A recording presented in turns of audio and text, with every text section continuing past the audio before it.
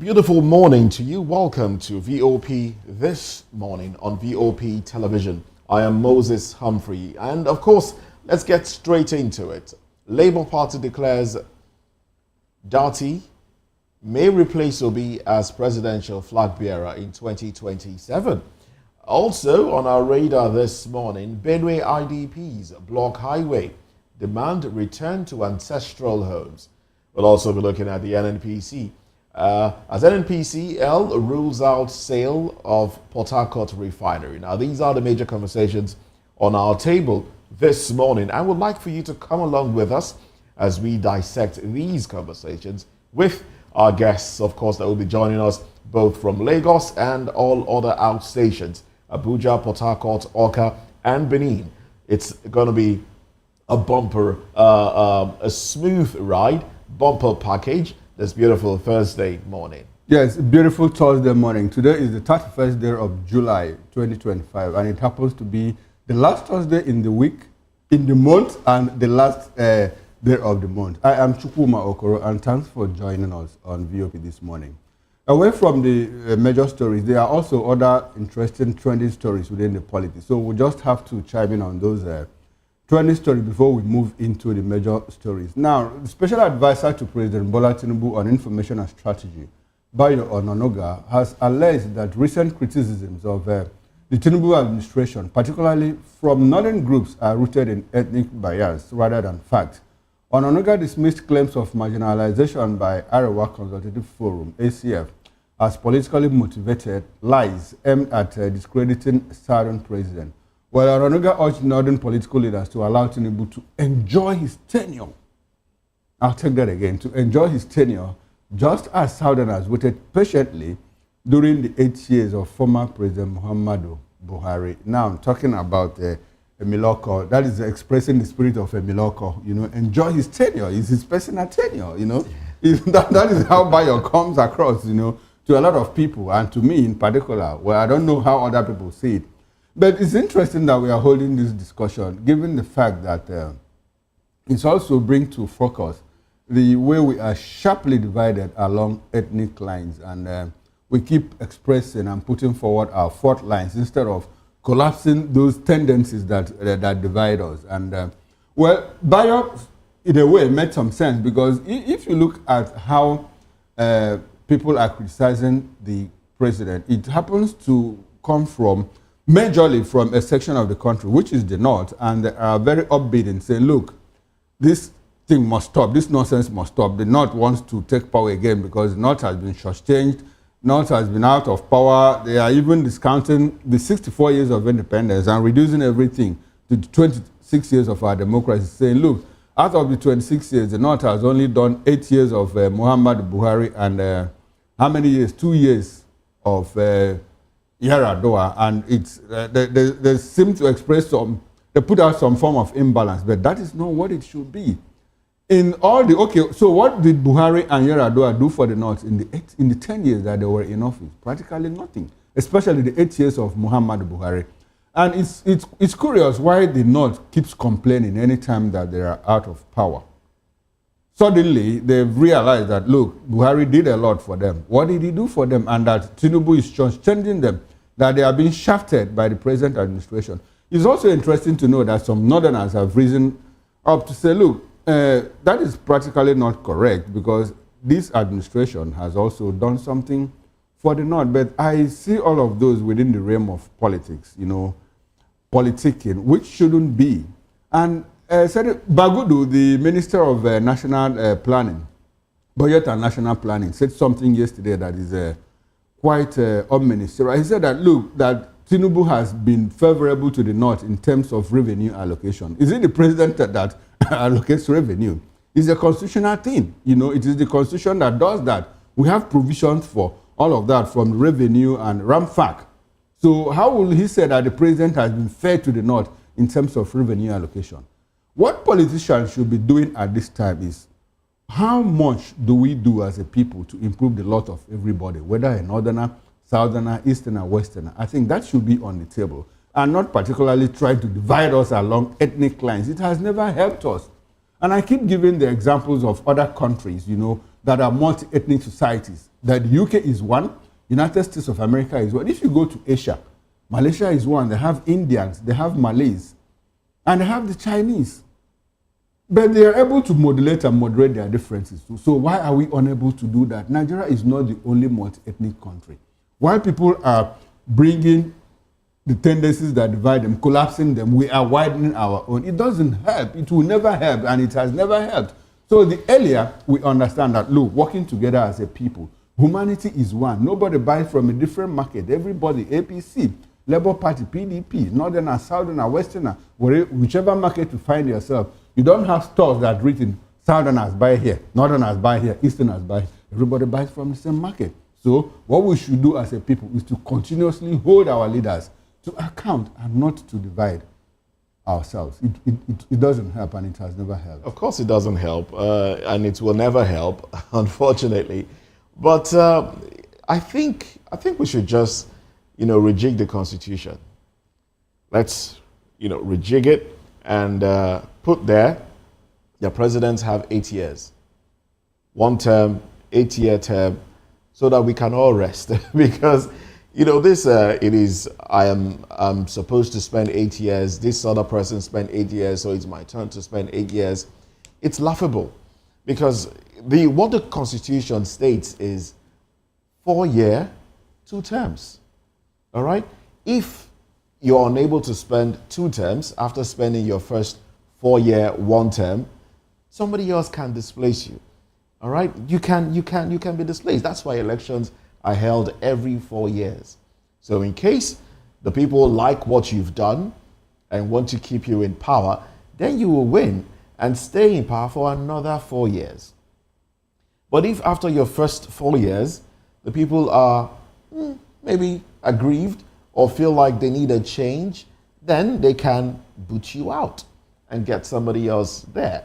Whether the person comes from whatever region, that's between the political elite, because it's an unwritten agreement that political parties came to, that they should have zone to this region or that region. But what I see here is I think the APC, as it is now, the president and the APC is troubled by the emergence of ADC.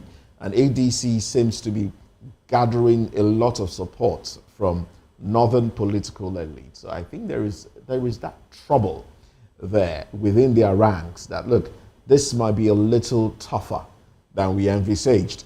And all of this clapback that Mr. Ononuga is doing is just to buttress that point. And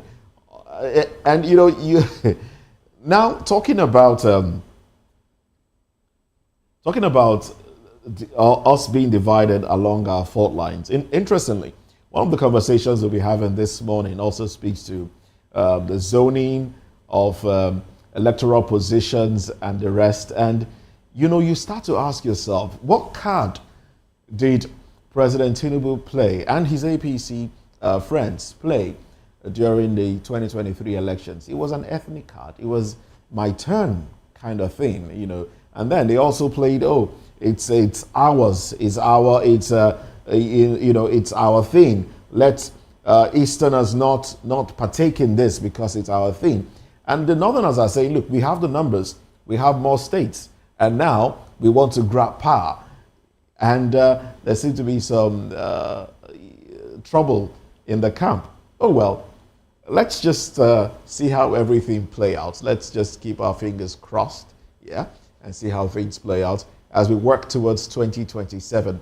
Well, let's get into another conversation now. The Independent National Electoral Commission, INEC, has issued a warning against underage and multiple registrations ahead of the commencement of the continuous voter registration exercise on August 18 in Kebbi State. Now, speaking at a press briefing on Wednesday in Benin, Kebbi, the resident electoral commissioner for Kebbi State, Alhaji Abubakar Sadikin Power Dambo, emphasized that the commission would not tolerate any form of illegal registration.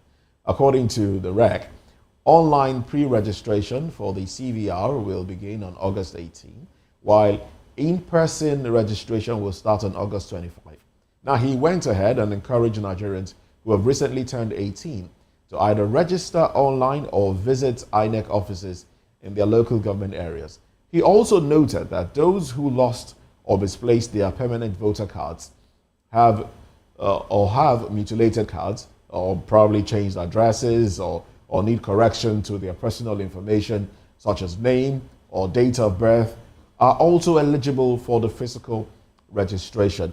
Yes, the issue of underage is not about INEC saying we are warning against this. We've seen this play out in previous elections. In the 2015 election, we saw this play out, where, in fact, I think in 2019 as well, 2019 elections, we saw this play out. I'm not sure about 2023 elections, but, these elections we saw on the line to vote children, obvious underage children with voter cards to vote. And were they arrested at that point? No. In fact, some police official defended, said, look, these people are old in age, but they look young. It's laughable when you're seeing a child that obviously looks under 14, standing in line, and you're trying to make us believe that, look, this person actually is older than they look. But a lot more needs to be done. And it also speaks to the fact that we have not unified our data collation system, and we've not used it appropriately to our own advantage. We have BVN, we have all other, there's a NIMSI, we have all these data collation systems, but how well have we used them? Poorly, if I must say. And this goes to the Minister of Digital Economy. I think his work is cut out for him. He should ensure that these datas are collated and synchronized appropriately and made available. There should be a law in that regard, that these datas should be made available to relevant government agencies as at when needed. Yes, the revelation by the Kebbi State Registration Officer or INEC person, whatever he is, I think he's quite telling, is revealing also. Now, we are no longer in doubt of the fact that, look, there are underage registrations. He clearly said that, and that it will not be condoned at this point. But I'd like to emphasize something which Moses said. I would like to amplify it. It speaks to lack of data, So there should be some form of coordination, between the agencies. We have what we call the NIM, which is managed by the National Identity Management Commission of the federal government. If you, by the time you are, at what point do you procure a NIN? I think it is either, at what point is it age 16 or 17, but whatever age it is, there should be some form of linkage, to the extent that, and we have always said this thing, you need to synchronize these things. How will somebody say, now I'm 14 years and I go to registration center and say, I am 18. INEC registration center, voter registration, etc. And I say that I'm 18. And I cannot provide my birth certificate. I cannot provide anything that shows that I'm 18. You'll be obliged naturally to register me. And that is what happens. So why don't we start from the time of birth? Somebody is given birth to. You go to exactly. You go to the time of birth. The time of birth. You issue that person a card, and now when you issue that person with a card, you connect it with a system that at any time in point, if you punch that number, it tells you, it shows you how old that person is, whether the person has reached the age to acquire a driver's license, to acquire a voter card, to acquire whatever, BVN, NIN, or all of that. It's as simple. It is not rocket science. People are doing it in other countries. So why are we unable to do that?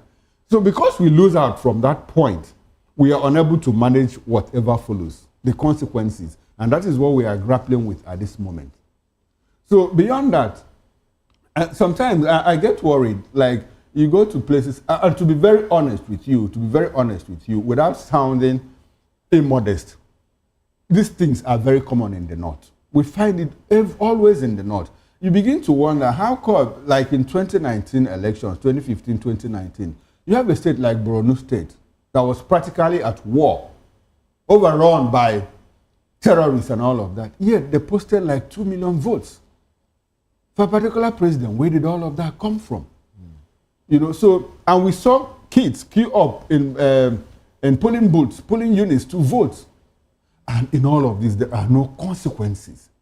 And so you discover that a society that condones whatever it does, it can never change. By the moment you start condoning what you dislike, you can never change that thing. And we keep talking and talking and talking. It's important, and it is also good, quite instructive, that this is coming from the person in charge of voter registration in INEC. So it is telling, it's quite revealing that these things happen. So let's find a way to do away with them. But another like thing you said, at what point, you know, you were asking, more like a rhetorical one there. Yes. That at what point do you register for the Nigeria? Yes. Yes, NIMC. It's from when you are born, actually. Okay. When a child is born, you register, but then you are not given the card until you get to the age of 16. That's the e-identity card until you get to the age of 16. So what are we doing with birth registration? How well are we using it? Do people even register birth now? That's another thing. If you go to government hospitals, you have I think if you are delivered in a government hospital. In a government hospital. Yes. It's not even compulsory. But that office is there, that desk is there, manned by the National Population. How many people register deaths as well? The thing about death registration is that if you don't need the certificate, you know, like when my mother died, I needed the certificate to be able to access some of her documents. Her documents, her entitlements, you know, were in organizations that she belonged to.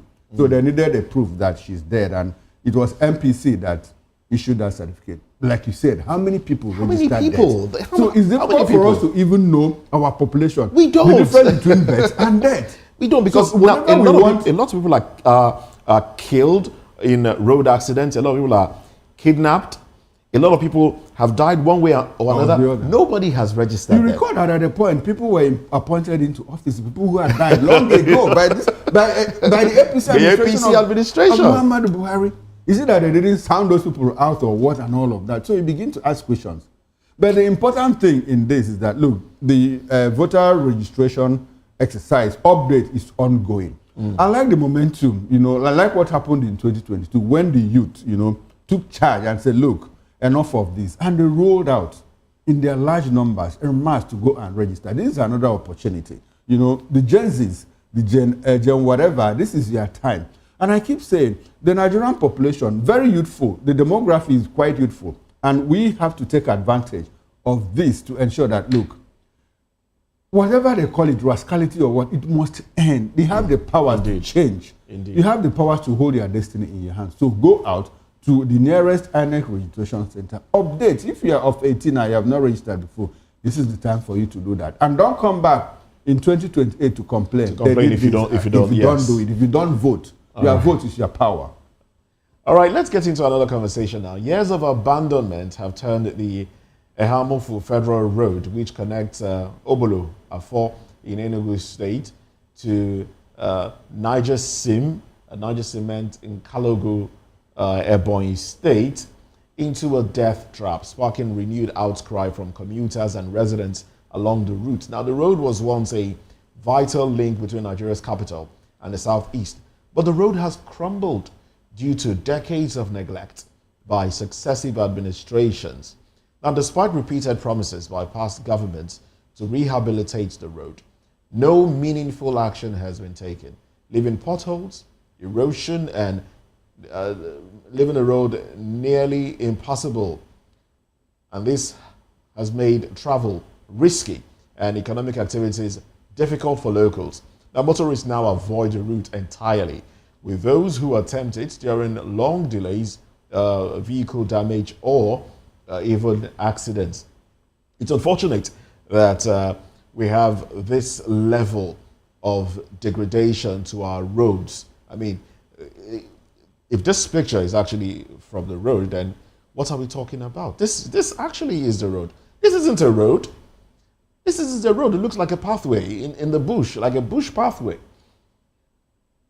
there's no sign of bitumen or anything used on this road. It just looks abandoned. In fact, this looks like a den for thieves. You know, it's unfortunate that we still have such roads, especially public roads in Nigeria, and politicians still campaign with these things. They tell you that, look, vote us into office and we'll fix our roads. Isn't that the basic, one of the major responsibilities of government, to fix roads and provide other social amenities? But these things are left undone.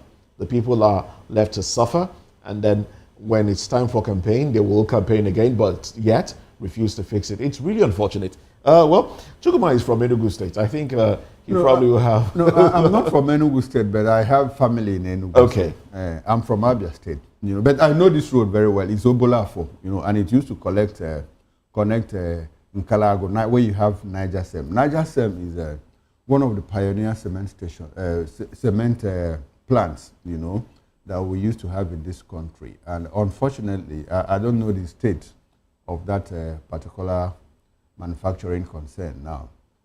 Apart from this, the more worrisome thing about it is that this particular administration has mounted, you know, how much it has done in terms of infrastructure, especially borrowing so much money from China, from whoever that is available to lend money to fix infrastructure, and you have roads like this. There's also another road that is also as decrepit as this, which is the Asaba Delta Road, you know, that connects the Delta and Edo State, and it's in a very poor state. That is not all. In all parts of the country, you have federal roads that are begging for renovation. You have federal roads, you know, that are... Unfortunately, we have a situation where so much money is spent, and after 6 months, when you go back to those roads, you begin to wonder, is it not the road that they spent so much money to fix? So what is going on? And we have a minister of works who plays more politics with his job than doing the actual job. It's either he's promoting the president in one part of the country, or he's promoting him in another part of the country. How about the job that we are supposed to do? You are not doing it quite clearly. So, and if you have such roads, you know, that are economic roads, by the way, economic roads in the hinterlands, if people are unable to, the few places where people still go to farm, and they are unable to connect with the city centers, that also helps in increasing inflation, you know, because they don't produce the food they produce, they cannot sell in the city centers, and there is wastage. All of these things affect our food security drive, our drive for food security. So Minister of Works, Dave Umahi, the president, and every other person that is involved in all of this, especially when you have borrowed money for infrastructure, please ensure that you deploy these funds to building federal roads. And the state governors can also do that much. We see state governors taking a lot of money to renovate their lodges and residences here and there, but internal roads within their states are bad, with potholes and craters and everywhere, and it doesn't help the economy. Honestly, it doesn't help the economy. Doesn't help the economy. Well, that's pretty much how far we can go with those trending stories. Now let's get into newspaper review.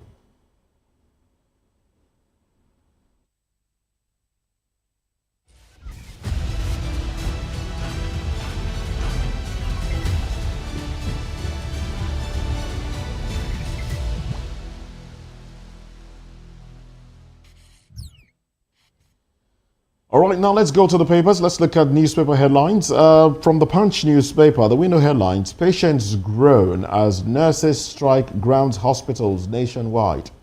Reps probe Nigerian miners abuse claim in CAR. And then UTME fraud. JAM prosecuted 110 in 5 years. Now, the banner headline there: federal government eyes 796 billion naira annually from 5% petrol surcharge. Consumers decry new fuel tax after subsidy removal as law commences January 2026. So Nigerians will pay more. There is surcharge. That's part of the tax reforms. Okay.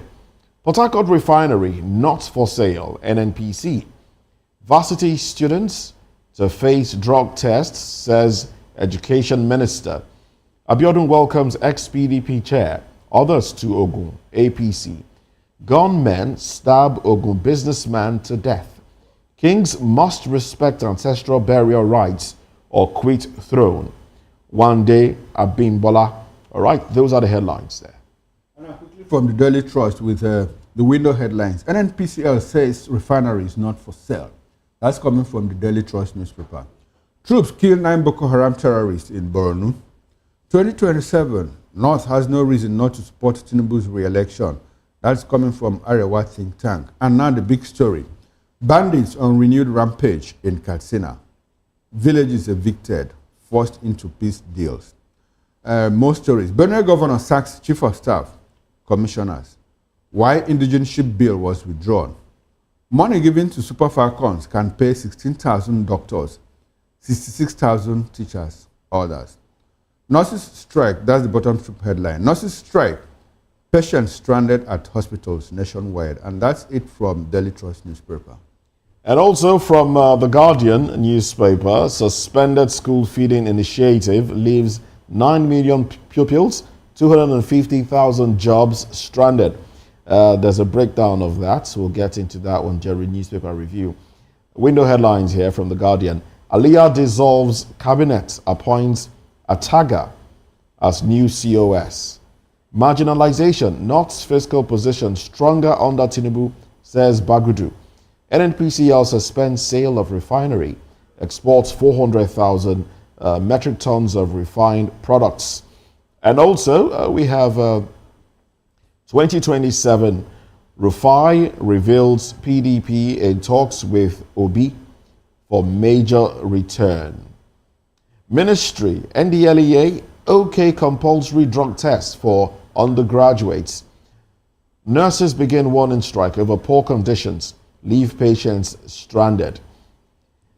TCN board reaffirms corporate governance standards, faults prolonged tenure of interim directors. And Saudi to expand operations in Nigeria with Trans-Blue Partnership.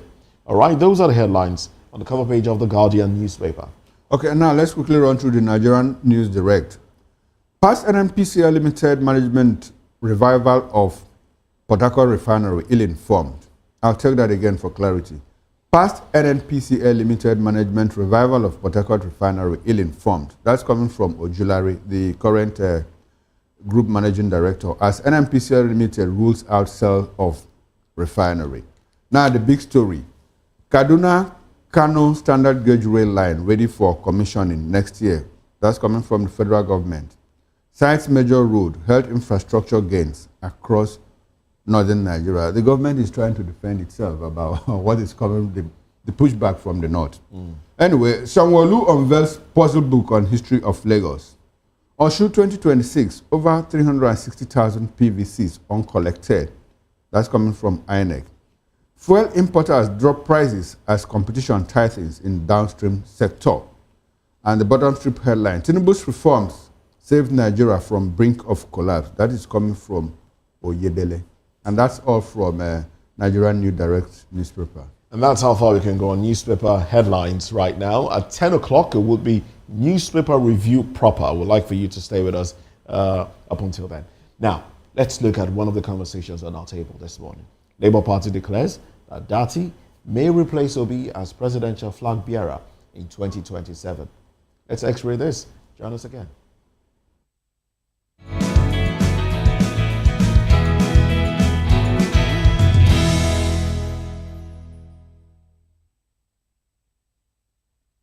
Is a state of complete physical, mental, and social well-being of an individual.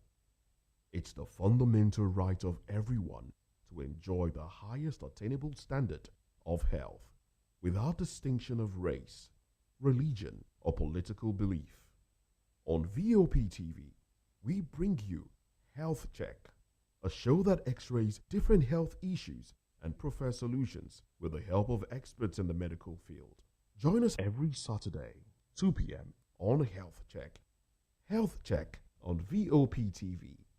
Your health, our priority. Good morning. It's the start of a beautiful day or start your day right with a healthy dose of news, fun, and inspiration. Join us on VOP This Morning for the latest news, trending topics, and uplifting stories to set your day on the right vibe. From news and current events to lifestyle and entertainment, you are covered. VOP This Morning, 8 a.m., Monday through Friday.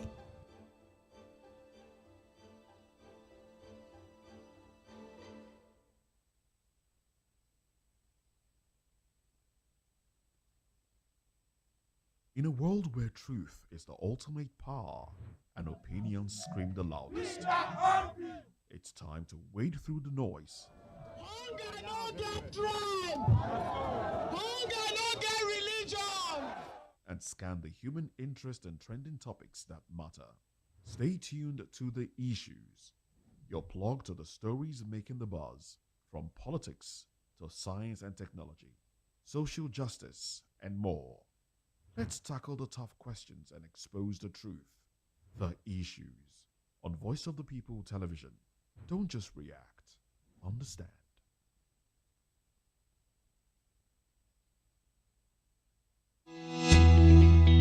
Years ago, we lit the spark. Today, we are blazing the trail for others to follow. VOP Media is free. 3 years of breaking boundaries. 3 years of being that bold voice that echoes the thoughts of the people.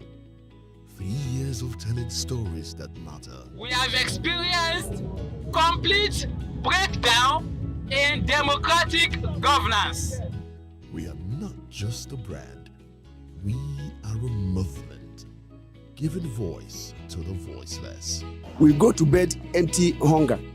To every viewer, every voice, and everyone that has made us who we are, we say thank you. VOP Media, 3 years and still counting.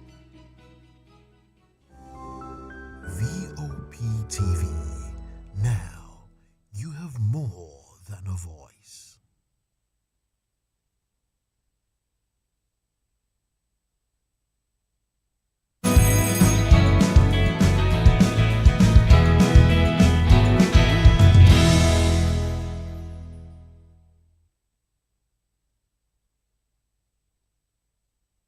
Well, thanks for joining us this beautiful morning. Now, the Labour Party has announced that Yusuf Datti Ahmed may replace Peter Obi as its presidential flag bearer in the 2027 general elections. Now, speaking in a Monitor television interview on Wednesday, the party's national secretary, Umaru Farouk, stated that the presidential ticket is not reserved for any individual and would be open to all aspirants, including Datti, who served as Obi's running mate in the 2023 election.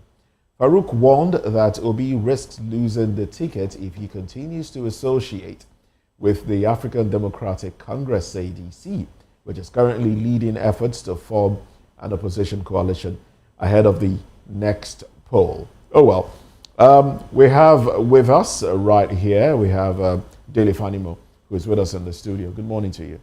Moses and Chukuma. Now, Dele Fanimo is a reporter and also a public affairs commentator. From Benin, we will be joined by Comrade Godspa Okumbo. We'll let you know when he joins the conversation. So let's start out. Let's stay with Mr. Fanimo right here. Now, we've seen Datti Ahmed liaise with the Julius Abure faction of the Labour Party, even though some have said that the courts have ruled on that matter and the Julius Abure faction is non-existent. But we've seen him, aligned with that faction, leaving out the Nnamdi Usman faction. And now that faction of the party have come out and said, look, he might be given the ticket for the 2027 elections. Or with Peter Obi also not entirely leaving the party, with, as some would say, one leg in the Labour Party, another leg elsewhere. We don't know if it's the coalition or if he will be going back to the PDP, as is been mooted in some corners, what do you see play out in 2027? Are we going to have divided, shredded votes in 2027? Will this make any impact? Well, unfortunately, what is happening now is working with the tactics of the opponent to form a team. I don't understand that. Now, all these splinters, they are playing the style of the incumbent. They are playing the style of the incumbent. It's just like Arsenal wants to meet with Inter Milan, and they decide to play 4-4-2. And 4-4-2 is alien to you. It is 3-2-4 that you know how to play. So now, in the course of playing that, because it is alien to you, you are not likely to win that match. So you are playing to the dictates of your opponent. And that's why it will continue like this. The point is, I knew from day one that fifth columnists had infiltrated the ranks of these political parties, particularly ADC, PDP, and LP. And so, it will be Dumpty Toffee till the end of this race, because Abure wants to play himself to relevant. It's not as if Abure had been dumped entirely, because the Supreme Court didn't clearly state that Abure is no longer relevant in Labour Party. Same thing with Nnamdi Usman. So it's like, go back home. It's not like a woman and the husband who goes to the police station to report that there is problem within them. And when the police officer notices that there is still some element of love, they will say, no, we don't separate marriages here. It's either you go to court or you go back home and see how best you can. Even in court, they will still give you some time to say, maybe there is opportunity for you to reconcile. But when was this? Anyway? Now, okay. So that I'm just trying to let you know that Abure is not totally out of Labour Party equation. Nnamdi Usman is also not totally out of the equation. Now, what they needed to do, which I consider as expedient now, is how to resolve this matter. Don't forget, you recall that when ADC was established, when it was adopted, I said it here.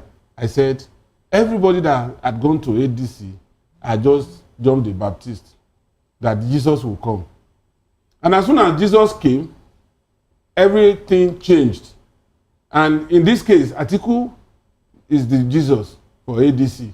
All these other people were forerunners, you know. So the same thing, he sent Erufai to SDP. And when SDP couldn't contain them, now they are now going back to where they belong. Unfortunately, this man has exposed himself by resigning from PDP. All others are still smart that they are not resigning from their political party. But the important thing is, ADC will not give P2B the leverage it requires to run the next election. Okay. So I would advise that whatever it will cost him, let him go back to Labour Party and resolve whatever is in Labour Party. He should go back. Or there are more than 8 political parties that are still lying in ICU. All right then, let's take a quick break. Let's take a break. When we come back, we'll continue with this conversation.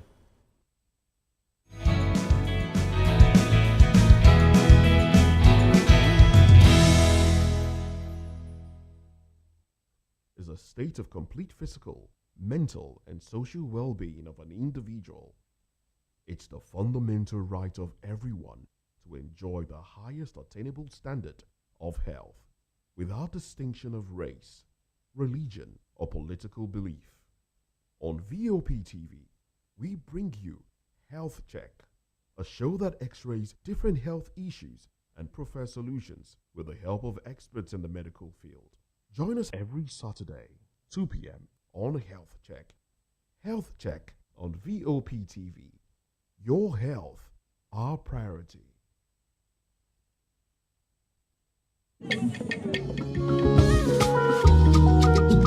Voice of the People Television awuchiela o onye nụ ya ka ọrụ ibe ya. Ị chọrọ ịmata akụkọ ndị gbara n'akwụkwọ akụkọ dị iche iche n'ala anyị kwa ụbọchị. Ị chọrọ ịmata ka o si afịatụ na ndọrọndọrọ ọchịchị, agụmakwụkwọ, azụmahịa, ime njem, ọbụla dị egwuregwu. Ngwa sonyere anyị n'oge ndị Igbo na Voice of the People Television. Anyị nwere ndị ọbịa bụ ọkachamara, bụkwa ndị ga-enye aka tapịa isiokwu ndị anyị jiri bịa kwa ụbọchị. Anyị ga-eji ka o siri gbaa n'akwụkwọ akụkọ dị iche iche wee malite 264 ka ị ga-ekiri Voice of the People Television. Voice of the People Television, ugbu a ị nwere karịa olu.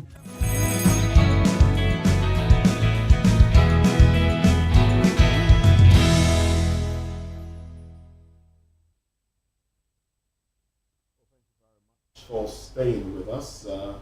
It's still VOP this morning. We're still having a conversation. And we've been joined now by Umang Thompson, who is a journalist and a public affairs commentator. Welcome to have you join the conversation. Thank you so much. Thank you for having me.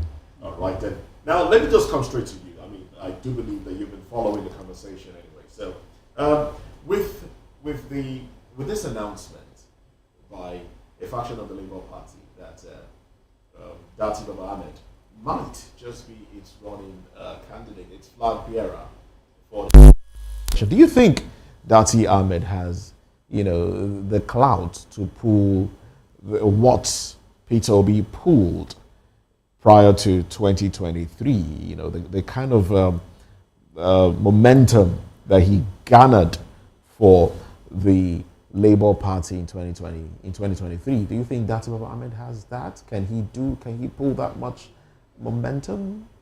Thank you so much. I think from what Nigeria has experienced for some times now, the Nigerian people are looking at intelligent, young, vibrant technocrats to come into political space, and they're taking over from the old politicians that we've been used to for decades for now. And Baba Datti Ahmed fall into that, criteria that Nigerians are yearning for. Though from the look of things and considering the Nigerian political space that do not give credence to credibility, I strongly doubt if Datti Baba Ahmed can be given that, can have that, the capacity to pull the cloud we are looking at to win a presidential election in Nigeria, considering the fact that he pairs with the former presidential candidate of Labour Party, Peter Obi, in an election, and the major contender in that race was Peter Obi himself. Yeah, but does that really matter? Because I mean, Atiku paired with Peter Obi at some point, and Peter Obi ran against him in 2023. Yeah, you see, the reason why I'm saying so, we just talk about the sectional coverage.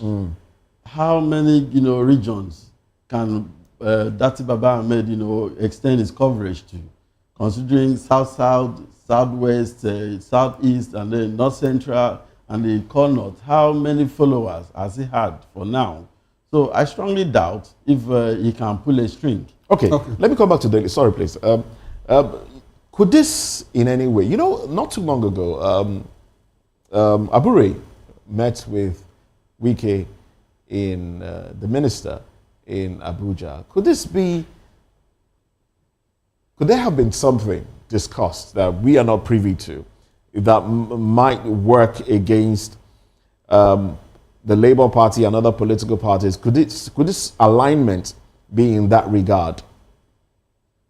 For me, from this latest development that they want Datti I'd like for Ahmed, you to speak up, please. Okay, that Datti Ahmed should be Okay. Their flag bearer. Might be their flag Okay, bearer. they should. They are. It's likely to Likely. emerge as a flag bearer. I think it's a veritable threat to Peter Obi's position in Labour Party. And for that man to even... Initially, I thought there was an agreement between Peter Obi and Datti Ahmed that Datti Ahmed should go back to Labour Party and try to mend fences ahead of his return. Yeah, he actually said that that he informed Peter Obi before meeting with the Abure faction of the party. From all indications now, I am persuaded not to believe. It's one thing to tell somebody that you want to go somewhere. It's another thing to give you approval or just remain silent.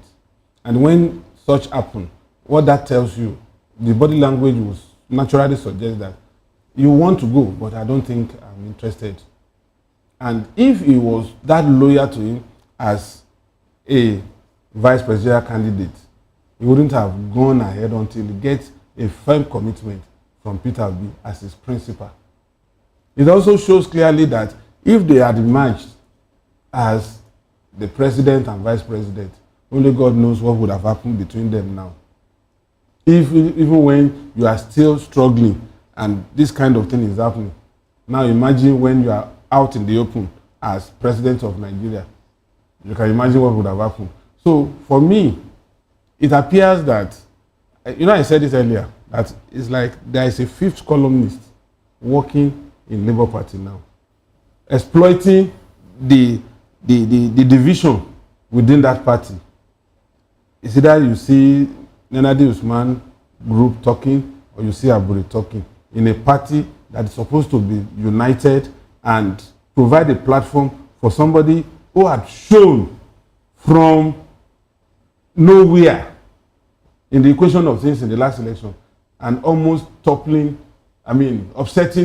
the game. So if you now feel that perhaps maybe for pecuniary gains, you are now being used to make sure you destabilize that party. Okay. It shows the level of your loyalty to even the party, to your principal, and to Nigerian people. Okay. It shows that you are not even interested in Nigerians, but grabbing power for power's sake.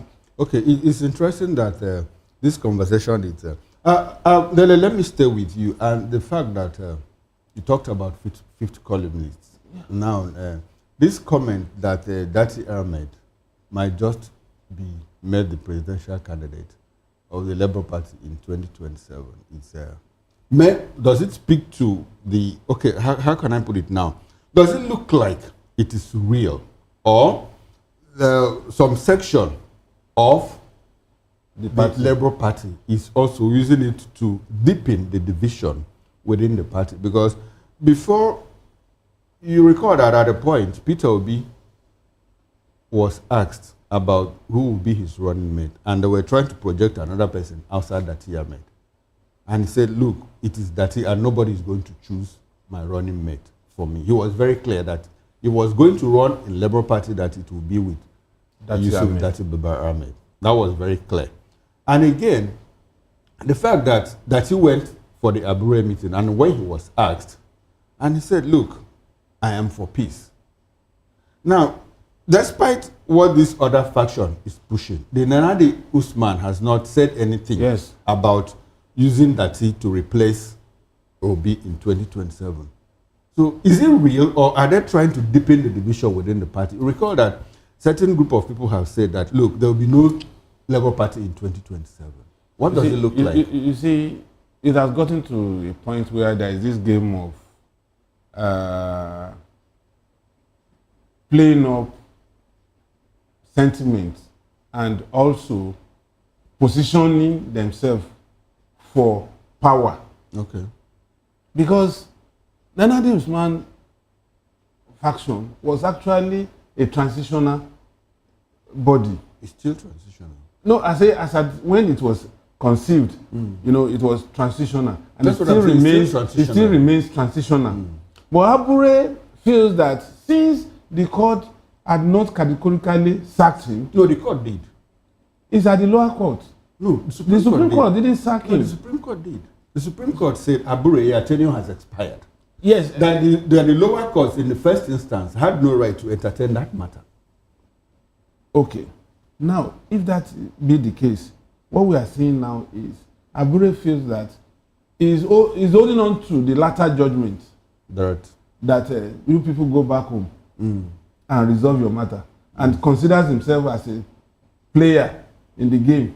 And so he wants, for the optics, he wants to show that he is still in charge. Okay. And being in charge means cutting to size some people that consider themselves as bigger than the party. And in this case, the likes of Peter Obi, Alex Oti, Nnamdi Usman. Okay. So, right. But the point is, at the end of the day, they might end up cutting the nose to spite the face. Because a party that is still struggling, the only visibility that party got in 2023 was because Peter Obi came there. Okay, so Peter Obi is the main factor in the Labour Party. Now, let me come to you. Even across the divide. Let me come to you, Obong. Does it look like, from the optics, from what you see, does it look like, there's a crack or there's a division between Datti and Peter Obi? What do you see? What do you think? I think Datti Baba Ahmed and Peter Obi, they still reaffirm their commitment to work together, irrespective of their, the territory they find themselves now. And something suggests to me that what is happening, to Labour Party, we quite understand there's some bits and obvious, political from the ruling party trying to destabilize the Labour Party. Yeah. But if you look at what even Datti Baba Ahmed said, that he had to come to Labour Party and sit down to resolve some internal issues with the consent of Peter Obi. So I'm foreseeing. Did he say he had the consent of? Yes. Okay. He said he consulted Peter Obi before he came to Labour Party to meet with Abure and the rest of them. So what I'm foreseeing is just a war strategist, pretending as if you are dead. Meanwhile, you are still waxing stronger. You made that point, earlier before now. It's just a disguise. Okay, so like this comment now is maybe the people on the other side are trying to create division between Peter Obi by putting this out. It might not be real. No, it might not be real because these two gentlemen, they understand. They have reaffirmed their relationship. And you see what happened in APC, convention, where they had to step down. All the presidential candidates had to step down for President Bola Ahmed Tinubu. Okay. So I'm foreseeing something like that. That might happen. Probably because Peter Obi is out there in ADC. Then is he in ADC? Is he really in ADC? For now, that is where we we expect him to be. Okay. So, and that is where he is. He's neither in ADC or Labour Party, but he had probably sit down to talk to Datti Ahmed to tell Datti Ahmed, okay, you can handle Labour Party. Why I'm out there trying to get more like a strategy. It's more like a strategy to be here and be there at the same time. Or does it look like what Atiku is doing with Nasir El-Rufai? You be here and I'll be here. Exactly. Now, Baba Ahmed, that is elder brother, Hakim Baba Ahmed, has been very upbeat about the North taking back power. He resigned from the president's cabinet about 3-4 months ago. And now he's been so pushful, with this Northern agenda. Does it look like he left the presidency so that he'll be able to prop up or support his younger brother, Datti Ahmed? Well, you see, most of these guys that have worked for President Bola Ahmed Tinubu, and today they are, having a two-face in other political affiliation. I strongly doubt their sincerity. I still suggest they are in there. We should not forget the fact that President Bola Ahmed Tinubu is a master strategist. And these people working with him, they know what they are doing. At the end of the day, from what I'm perceiving, They are doing underground work for the president. People that had worked for the with him president. previously. So there is a likelihood that they are still in, but working for him outside. I stand to be corrected because for now, President Bola Ahmed Tinubu still stand, a good chance to retain power. Okay, now quick one. Do you foresee Peter Obi going back to the PDP? Because looks like the coast is clear for him. Jerry Ghana is asking him to come back. Shogu Showu is asking him to come back. They are trying to whittle down Wike's influence in the PDP. And because there is this thing about him, not being solely firmly in the PDP, in the Labour Party, and this articles larger than life thing that looms in the ADC is trying to shut him out. Is there a possibility that he might go back to the PDP? I think former Governor Peter Obi should sincerely and honestly take a stand in one political affiliation, whether in PDP or in Labour Party. No, if you were to choose for him, which one? Where will you ask him to be? I would still want him to remain in Labour Party. In Labour Party. Because that is where he has an antecedent. And this Labour Party has, sell him out at the same time. So jumping from one political party to another, to me, might sow his credibility. So if you previously believed that the ruling party integrity. If you previously believed, like you said a few minutes ago, that the problem in the Labour Party might just be caused by the ruling party, why do you advise him to go back there? Well, because wouldn't that make things difficult for him? You see already, Datti Baba Ahmed is already trying to resolve some internal issues there. And if that succeeds, that will be, an obvious reason for him to return back to Labour Party. And before now, he has not told anybody that he has left Labour Party. Yes, he hasn't said anything in that regard. He hasn't said he has left the Labour Party.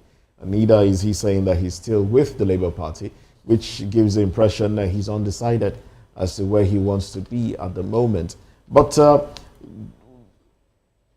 do you believe, like you pointed out, but I'm just trying to, have you buttress it, if that's what you believe, that without the Labour Party, Peter Obi may not make as much impact? Well, if you look at the incident that happened in PDP was dislodged in power because of, various complaints of corruption issues and so many allegations against the PDP as a party. And as it stands today... What if he goes back to the PDP?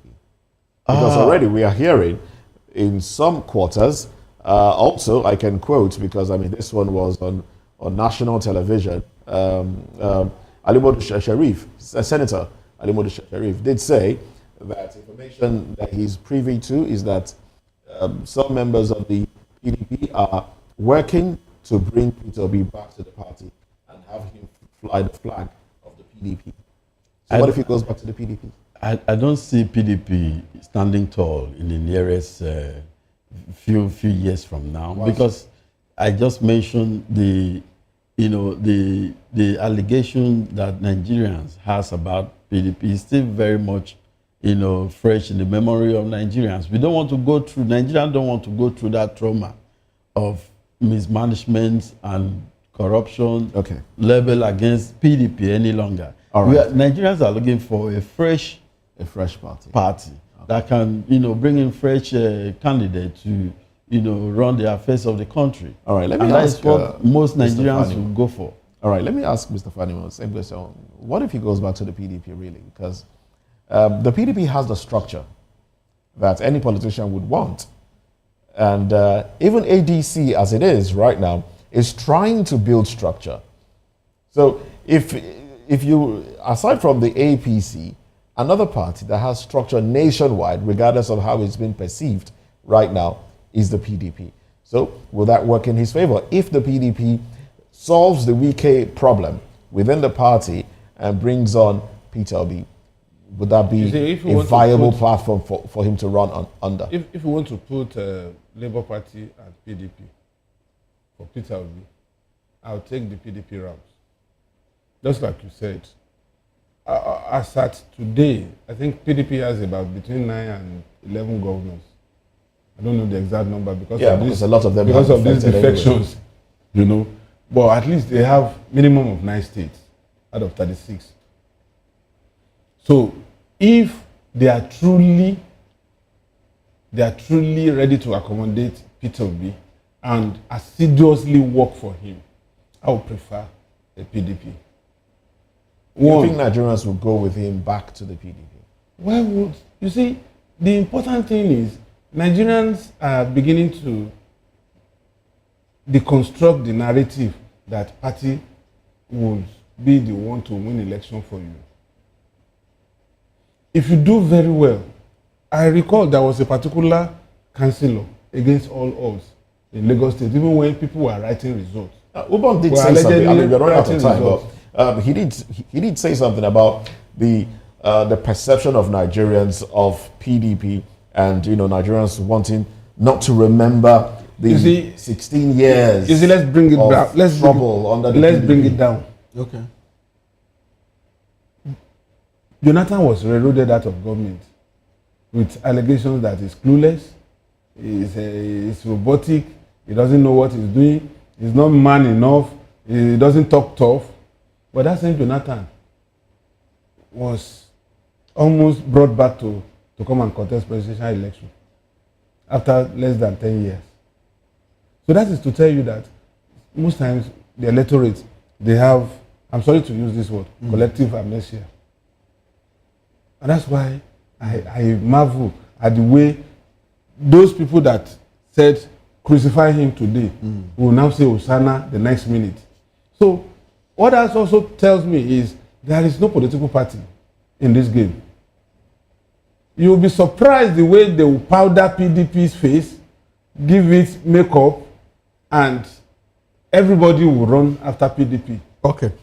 Mosit said something. I like to re-emphasize it. Ubong said that, look, Nigerians don't want to go through the trauma of what the PDP I've not seen that in 16 years. So I've not seen that playing out. No. If Nigerians don't want to go through the trauma of 16 years that PDP put them, if those 16 years was traumatic, what would the 10 years of APC, what would you describe it as? Nigerians have, by the time of 2015, they were calling for change. Okay. And Nigerians approached that change and said, okay, let's try APC. They have seen enough of PDP. They have tried APC. And they have seen that these two parties almost operate the same. Nothing, extraordinary. Nothing, that... I'm looking for... I want you to give an appropriate description. If 16 years was traumatic, the past 10 years... Is more traumatic, no doubt. Okay, that's right. It's more traumatic. All right, then. Well, let's get into another conversation. Benue IDP... But sorry, before we go, can we do a summary and ask ourselves, around all these things, who are the new gladiators in our political sphere? We'll talk about that much later. Now, Benue IDPs block highway, demand return to ancestral homes. Let's talk about this when we come back.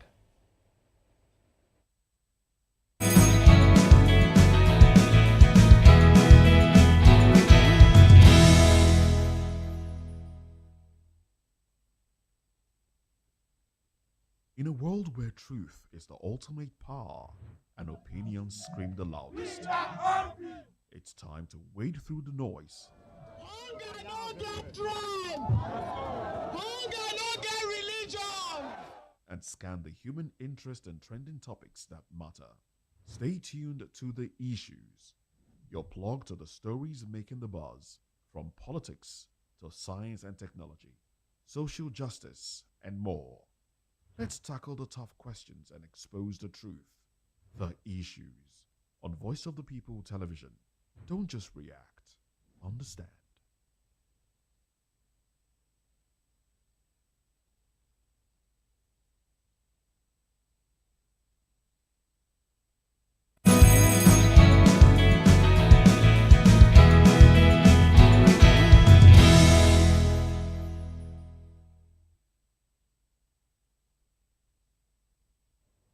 Thanks for staying with us. Now, into the second topic of discussion. Vehicular movement along the Yelwata axis of the Benue-Nasarawa Highway was brought to a standstill on Wednesday, that's yesterday, as internally displaced persons, IDPs, staged a protest demanding immediate return to their ancestral homes.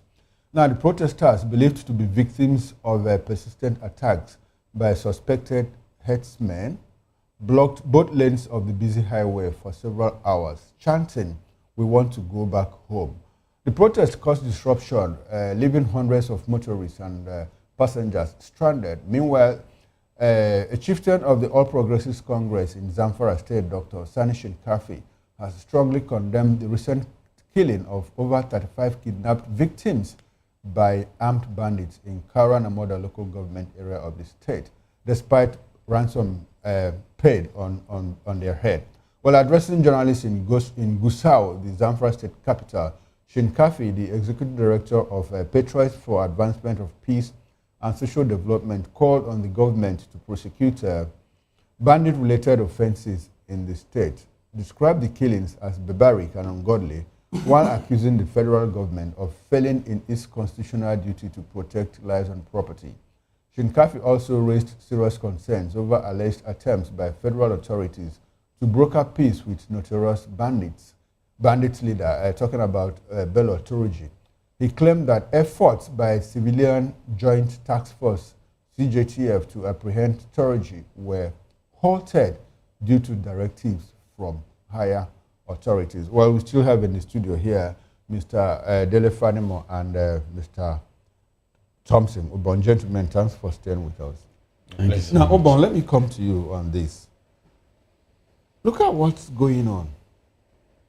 JTF were closing in, on trying to arrest notorious bandit leader. And directives from above said, stop.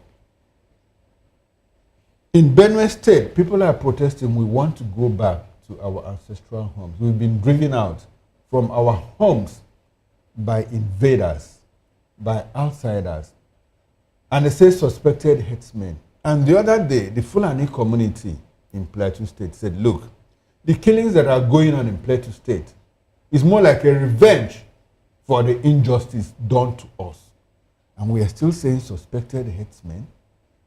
Within the week, the First Lady went to Benue State and doled out ₦1 billion to the people, to displaced people in IDPs and all of that. I don't know how that money will be channeled through. In all of this, do you think that this government is very, very particular, very intentional in trying to solve the problem of insecurity? People are saying we want to go back to our ancestral homes that are occupied by outsiders. And we are told that they are even foreigners. Military authorities, immigration, customs tell us that, look, these people are foreigners. What's your broad reaction in all of this that is going on within the Middle Belt area?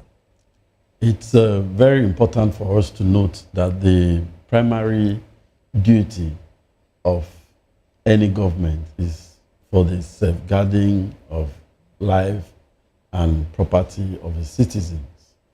And in this area, the state, federal, and all the arms of government have failed Nigerians. After so many decades of persistence, killings, murdering, and what have you in different parts of the country, we still go back to the same, talking about the same issue every day. IDP numbering in Benue State about 510,000 IDPs, more than. And yet, we found a situation where government is not paying enough attention to their plight in safeguarding the communities or providing for the IDP camps and sitting down with the critical stakeholders to resolve this pandemic issue. So I think if the government is sincere about resolving the issue, it will not take the government 1 month to resolve this issue. Let's get to the specifics of it. We quite understand the fact that the late head of state, Abacha, said that any insecurity that lasts in any nation beyond 24 hours. The government has a now hand in let's it. get to the specifics of it. What exactly, if you were in government, if you were in the position of the federal government, who is, security is under the purview, clearly, what exactly would you do in this situation? Well, I think the government has to take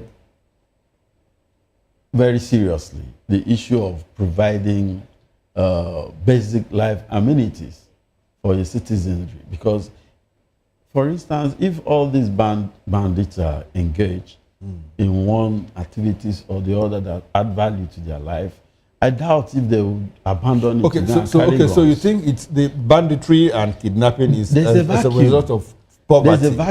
There's a vacuum, and that vacuum has to do with poverty. Okay. It has to do with negligence of the citizens by the state and federal government. Okay. You can see 2 years to 2027, government has abandoned the issue of governance and pursue head on, about who succeed in 2027. Okay. And so many things being neglected. The citizens are being neglected as we speak. Okay.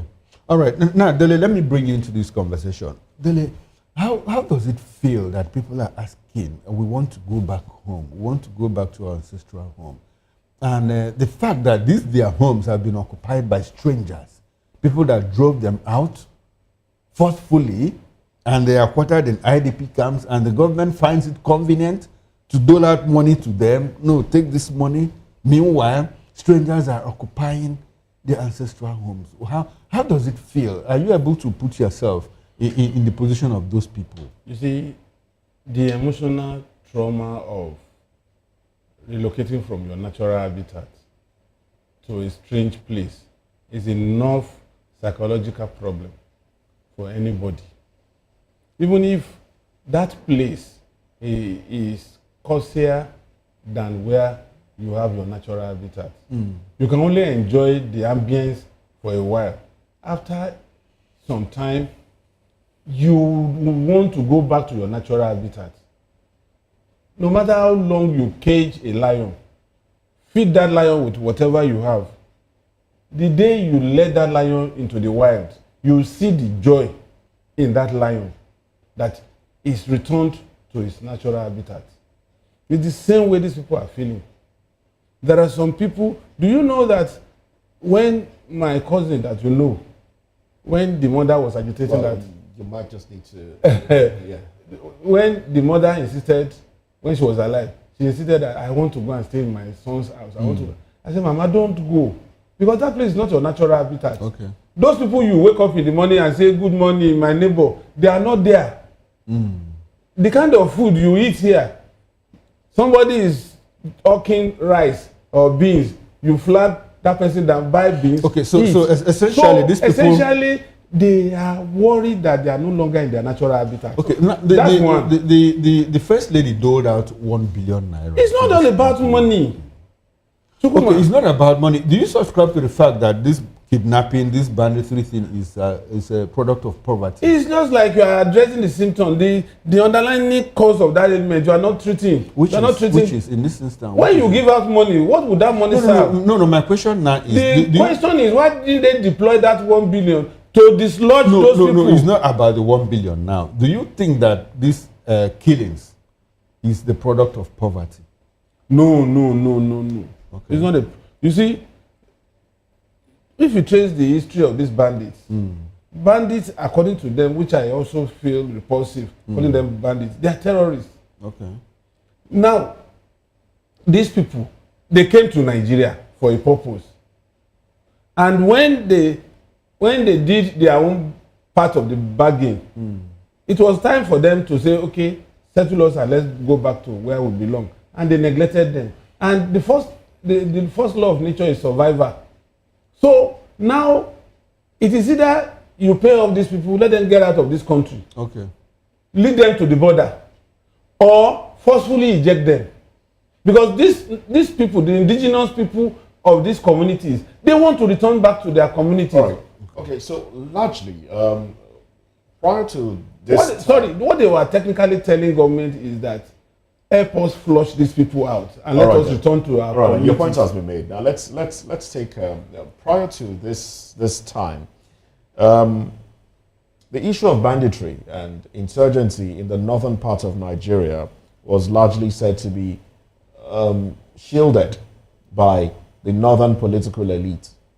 And we know that in the last 8 years, we had the North at the center, and that wasn't dealt with. And now that the North is no longer at the center, we are hearing some political gladiators saying that, look, if the North doesn't return to power in 2027, we'll have more crisis in Nigeria. This statement is credited to a few people that you know already. Right now, with what government has done so far, the kinetic and non-kinetic approach that has been, used to deal with insurgency, that do you think that is working out with the likes of Sheikh Gumi and the rest of them still in talks with these people? Do you think it's working out? Are we making headway in that regard? Should we devise another means, seeing that there is renewed uprising, renewed insurgency in places like Katsina? And now, should government take on another approach now? See, for me, the non-kinetic approach is not working. Because when you talk about non-kinetic, you are talking about softer way of persuasion, appealing to people's conscience and all that. It's not working. And we have tested that. It's not working. So why don't we just go straight and route these people? Now, straight routing them out doesn't seem to be working as well. Because according to the reports, while they were closing in on a key player, Bello Turji, they were asked to retreat. And it's not the first time that we are having such reports. That is not the first time. But it is possible to rise above that. That is why the president has that prerogative to decide the top hierarchy of military architecture. The chief of naval staff, the chief of army staff, the chief of air staff, the chief of defense staff, the intelligence. Will there be orders coming from above the chief of staff? Now, let me tell you. You see, the way it works is, if you have people that are loyal to you and they believe that regardless of wherever anything is coming from, you are the commander-in-chief of the armed forces, and whatever you say is what we'll do, it will partially solve the problem.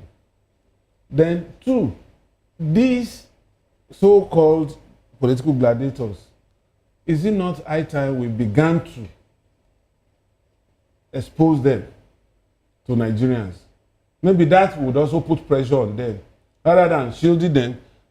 As far as 2 or 3 years ago, I think it's even more than 2 years ago, when the former administration was in place, UAE came up with 411 lists of people that are either directly or indirectly supporting these insurgents.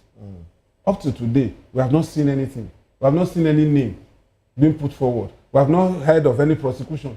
So there's no way, even when it is not true. You see, there are so many dimensions to this insecurity thing. Okay. There's so many dimensions. The dimension is, some even allege that some generals are prospering from this and they don't want it to go. Some are saying that for political reasons, some people want to retain them so that they can be used to harass opponents during election.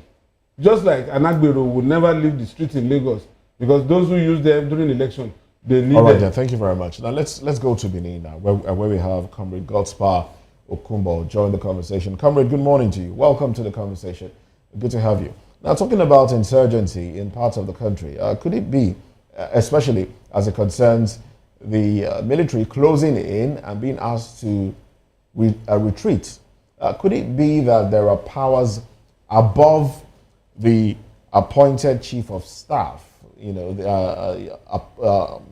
powers above the service chiefs that might be, dictating what happens? Well, Good morning, everybody. Good morning. It's quite good to be with you this morning again. Thank you all for being there. So, as far as Nigeria is concerned, one cry we have is that there are some group of persons who are trying to take over this country by way of, holding down some certain process, or in terms of not respecting our laws as it's supposed to be. It's so unfortunate to hear that some persons are acting more than they are supposed to act in governance.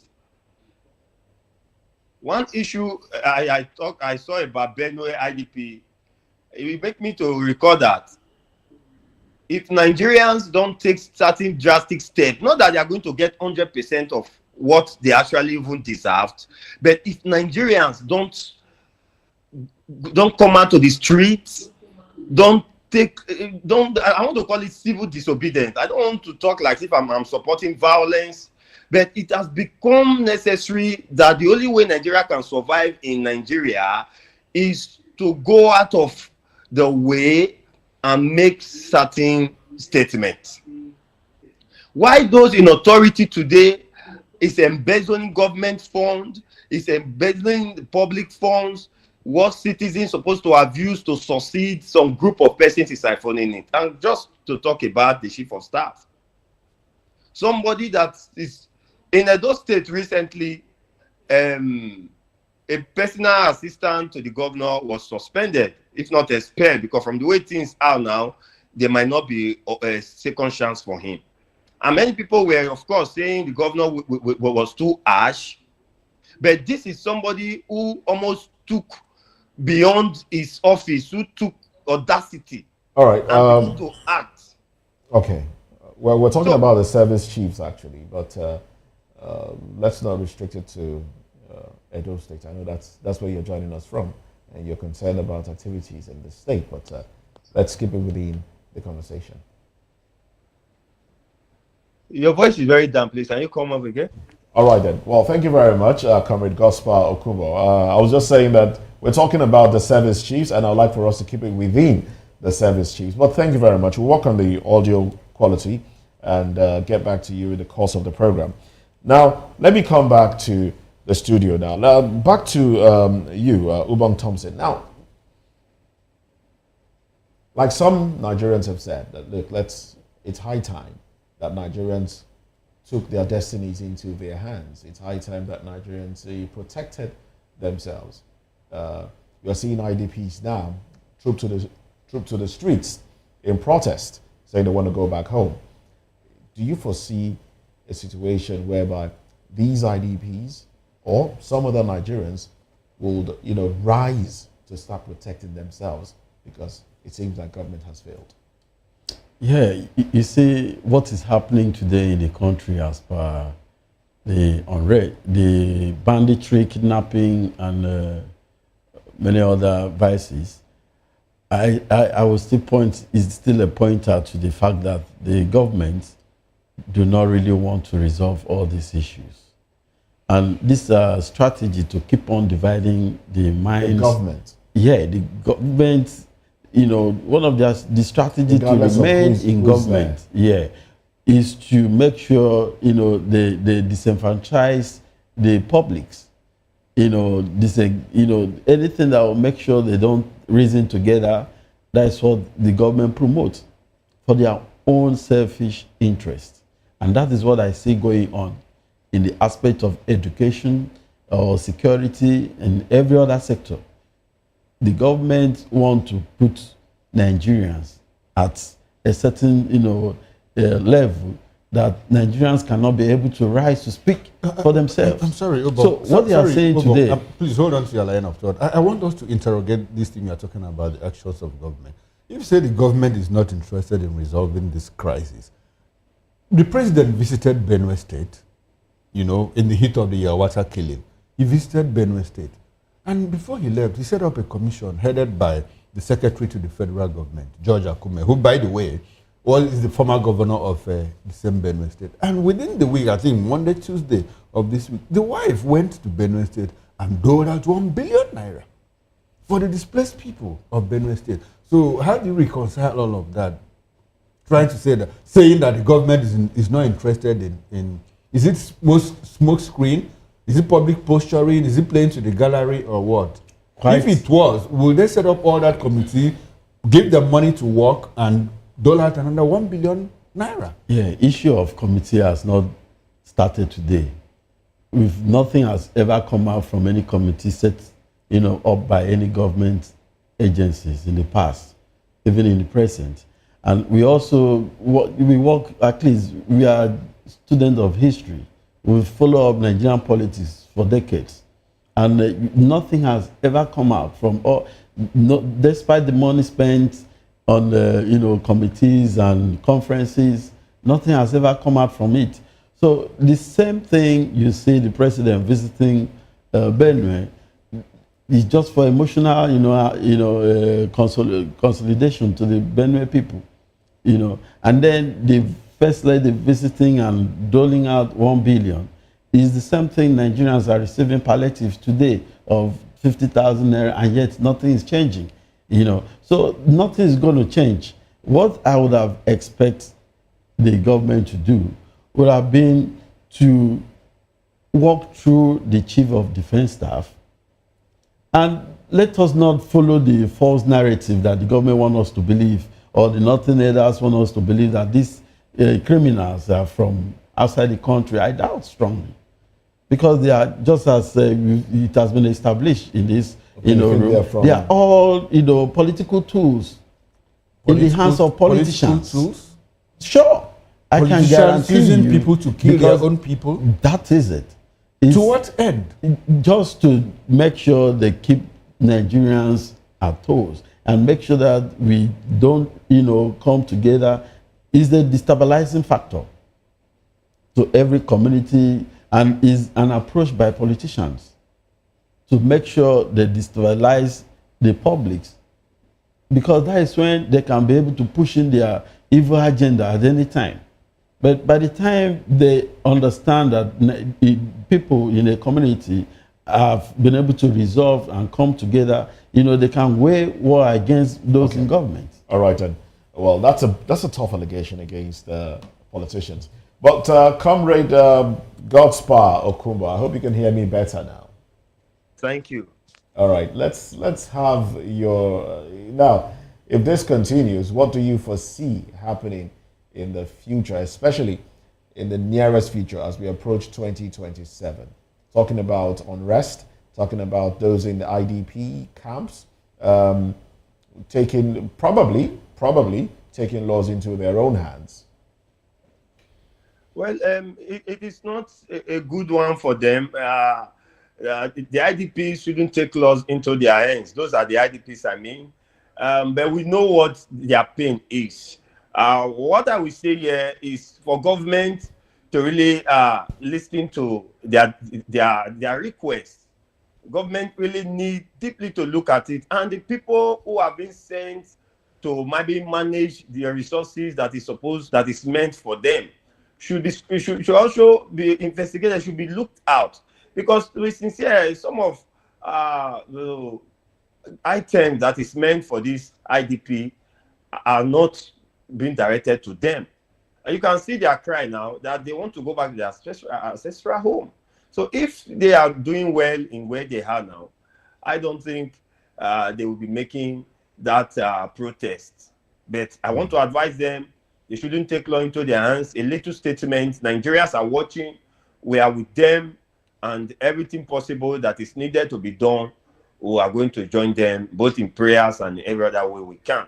Are we with the issue, quickly, sir, quickly, the issue with the service shift, I still want to emphasize on it, though the network disturbed earlier, because they have been sad, although they have been on the office, they have just been, let's say, swears in now or be confirmed. They have been on that, on that office. I want to appeal to the 4 persons, both for the chief of army staff and what have you, to make sure what the president said. I read through one of the prayer points that the president is appealing to them to be of true service to Nigerians. True service. True service. So I want to emphasize on that and to also congratulate them for their serving him.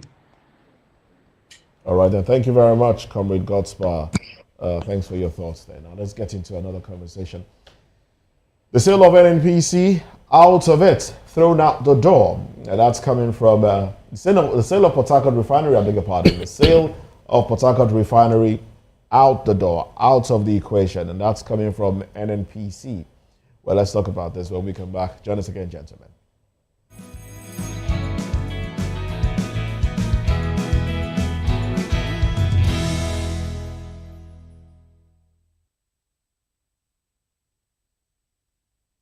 Is a state of complete physical, mental, and social well-being of an individual. It's the fundamental right of everyone to enjoy the highest attainable standard of health without distinction of race, religion, or political belief. On VOP TV, we bring you Health Check, a show that x-rays different health issues and provides solutions with the help of experts in the medical field. Join us every Saturday, 2 p.m. on Health Check. Health Check on VOP TV. Your health, our priority.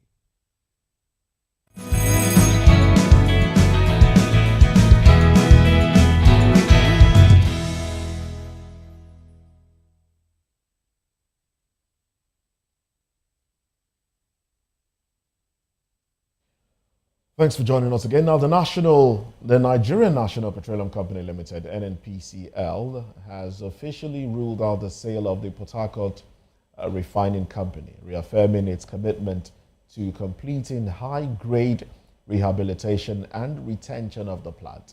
Group Chief Executive Officer of NNPCL, Bayo Ojulari, made the announcement during a company-wide town hall meeting at the NNPC Towers in Abuja, and in weeks of speculation over the future of the country's most prominent state-owned refining asset. He described selling the Port Harcourt Refining Company as ill-advised and sub-commercial. Meanwhile, importers have dropped petrol prices below the price offered by the Dangote Petroleum Refinery, sparking a new wave of competition. Now, this comes amid a call by the president of Dangote Group, Alhaji Aliko Dangote, for the federal government to ban fuel importation. Well, findings show that some fueling stations now sell petrol below 865 naira per litre, while Dangote partners such as MRS, Hayden, and others sell at 865 naira or 875 naira in Lagos and Ogun states. A fueling station in Ogun State reduced its price to 847 naira per litre as of Tuesday. Well, marketers confirmed to journalists that most importers have reduced their ex-depot petrol prices below that of the Dangote Refinery. Interesting times indeed. Mr. Dele Fanimo, let me start off with you now. You know, the price war is getting interesting. And NNPC filling stations that purchase from the filling station that NNPC serves selling below but we know they are not producing. You know, these things are largely imported. So are they running at a loss if they are selling below a refinery that is in Nigeria producing and selling to Nigerians, you know, selling their own fuel? And in all of this, let's also tie in the news that from January 2026, there will be a 5% on each liter of petrol that Nigerians will be purchasing. The tax, 5% tax from it. You see, for me, let's start with the price war. I was expecting it, so it didn't come to me as a surprise. You see, when you don't allow monopoly, when you have free market competition, this is exactly what you get. And I've always opposed the idea of one big behemoth playing in the market. in whatever sector of the economy, leaving out other people. We have not seen anything yet in this competition. By the time the 60,000 barrel per day in Benue comes on steam, by the time the Bois refinery comes up with 450,000 barrels, then we begin to see, that's when we begin to see. And then I think government said, South Koreans are coming to bring in 4 refineries. Yes, we begin to see the effects of this competition. And we now become, rather than net importers, we now begin to see net exporters. And then when our basic economics tells us that when too much money is chasing fewer goods, when demand outstrips supply, that's when we have this problem. Now, if there is a glut, definitely everybody will look for market. And in looking for market, price war begins. So we are going to see more of this as we move on. Second part of it is the tax, 5% tax. I have a very different notion when we talk about imposition of taxes, taking things out of the common man. If you are sure that whatever tax you are imposing still comes back to me, either directly or indirectly, in terms of building infrastructure, making life more abundant for me, healthcare system is top notch, take as much as 20% of my money.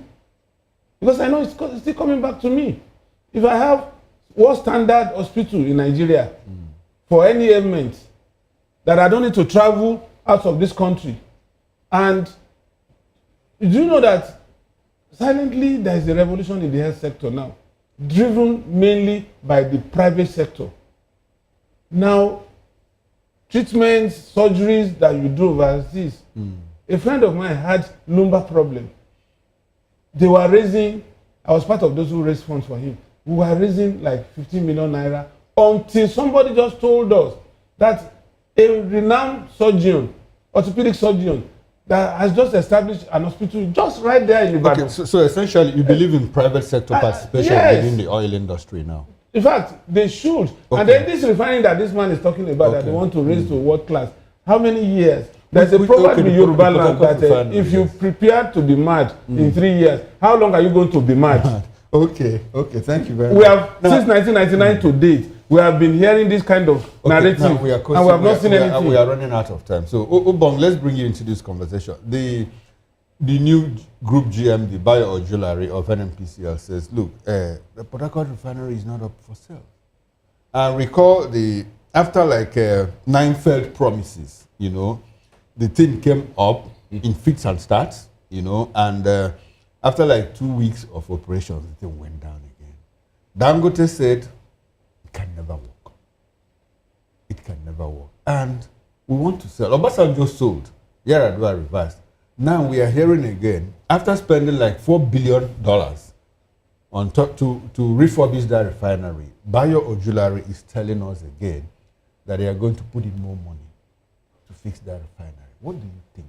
Do you think that they are taking Nigerians for a ride, or do you think that they are real in trying to fix their refinery? Well, it's just like using the same approach and expecting a different result. Ojulari might meant very well for the refinery, but what about the other actors, that do not want to see any infrastructure in Nigeria working, or any government-owned, infrastructure of that nature working? Because we've seen it in the past. Okay. The issue of Nigerian air, where we had a jamboree kind of,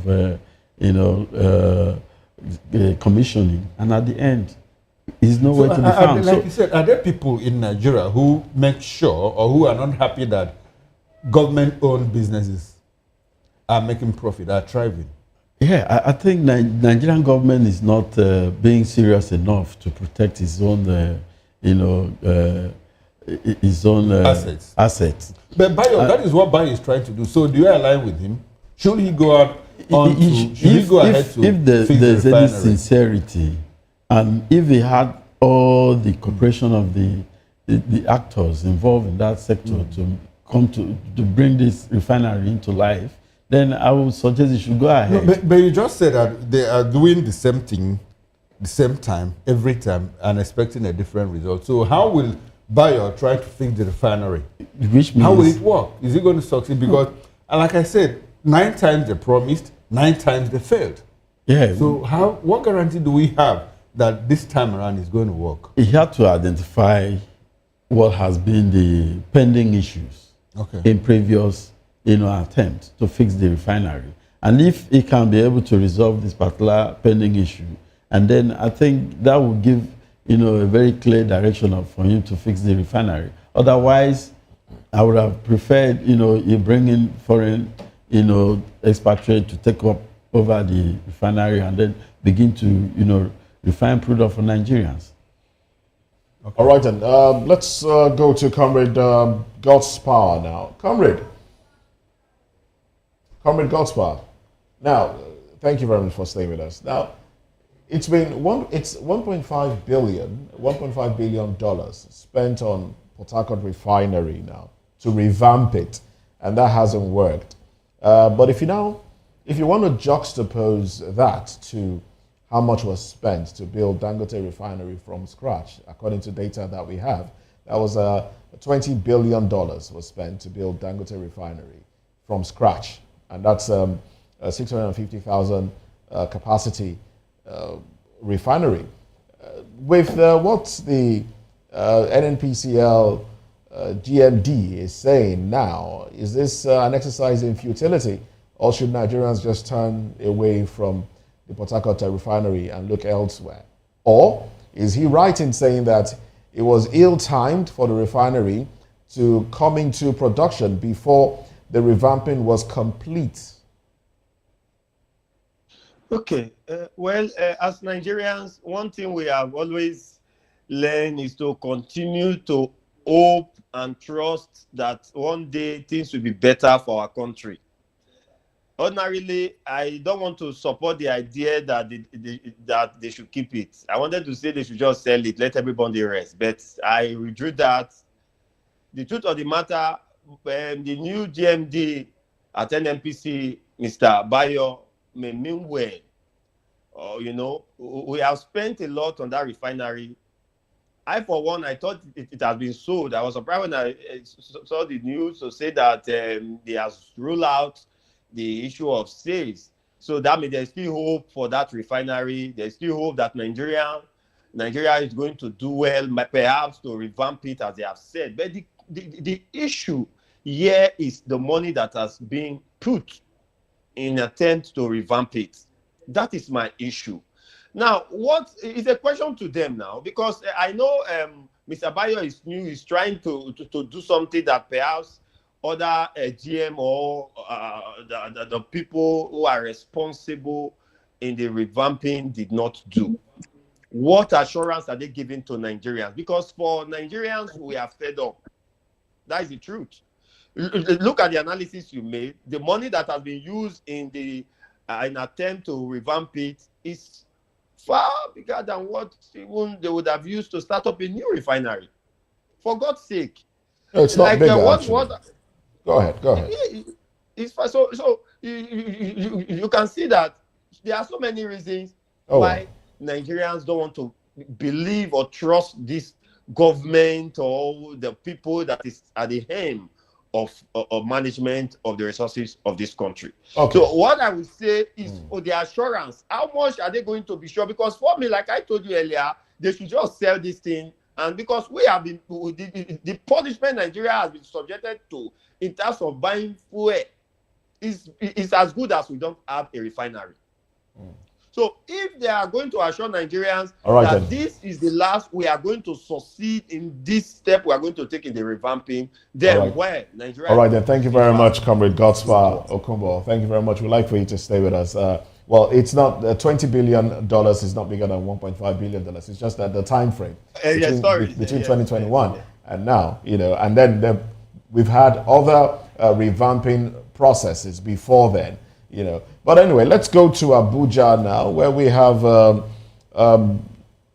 James Ugochukwu joining the conversation. Well, thank you very much, even though you're joining the conversation pretty late, but we do appreciate you coming on board. Good morning to you. Welcome to the conversation. Now, straight up, what are your thoughts on this information coming from the stable of NNPCL retracting or discarding a statement from Nigeria that the refinery might be sold, the Port Harcourt refinery might be sold? What are your thoughts?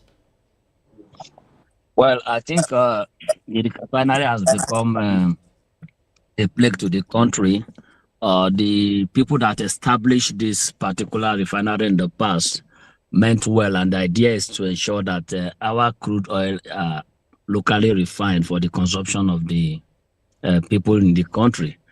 And over time, right from 1998, the turnaround maintenance of not just Port Harcourt refinery, but that of Kaduna and the rest of them have been ongoing. And if you calculate the costs that have been expended in doing this, it's enough to build a brand new refinery from the scratch. Then again, the refinery we are talking about were built in the late 70s and the early 80s. And as we speak, most of the technology, I'm not a petroleum engineer, but I'm sure most of the technologies that were used then does not conform to the modern reality. So for me, I support that this refinery should be sold to proper investors that will give us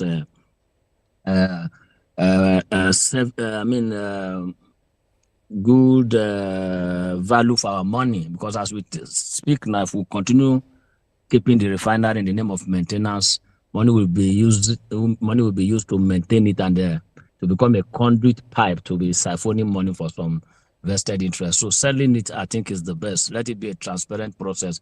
Let there be a transparent bidding process. Let it be monitored by stakeholders, and let the highest bidder take the refinery. The person is scrapping the metal to build new refinery, so be it. If it's if the person have resources to turn around the refinery so that we'll start producing oil, that will be fine. But keeping it for some people to be resuming work in the refinery and collecting salary every month is a no-no. Nigeria should not be going that way. So selling okay. Idea, but it should be All right, transparent. one more. Let's give you another 20 seconds. Now, you are a good governance advocate, and the government has said that, look, come 2026, from January 2026, Nigerians will be paying taxes, 5% on each liter of fuel purchased. What's your advice to government on other measures to take?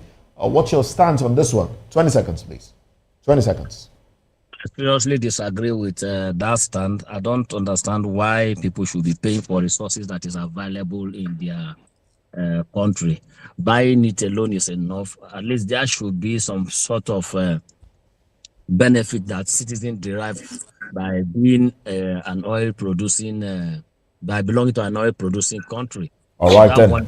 For me, there's other places the government can source for. All right, then. Thank you very much. 20 seconds up. Well, thank you very much. James Ugochukwu, good governance advocate, joined us from Abuja station. Thank you very much. We've also been speaking with Comrade Godspa Okumba, who is a political commentator, human rights advocate, Secretary General, Edo Civil Society Organizations. And we've had with us in the studio here, Ubang Thompson, a journalist, and Dele Fanimo, also a reporter and a public affairs commentator. I must say a very big thank you to you, gentlemen, for staying with us on the program. Newspaper review comes up shortly, and we'll talk more about this and also about the fact that subsidy, the gains from subsidy, are not being felt by Nigerians, and yet we're talking taxes from oil. Oh well, we'll talk about this when at 10 o'clock, from 10 o'clock. So join us again then. On behalf of the backroom staff and my colleague Chukuma Okoro, I am Moses Humphrey. Wishing you a beautiful day. Thank you very much. Join us again at 10.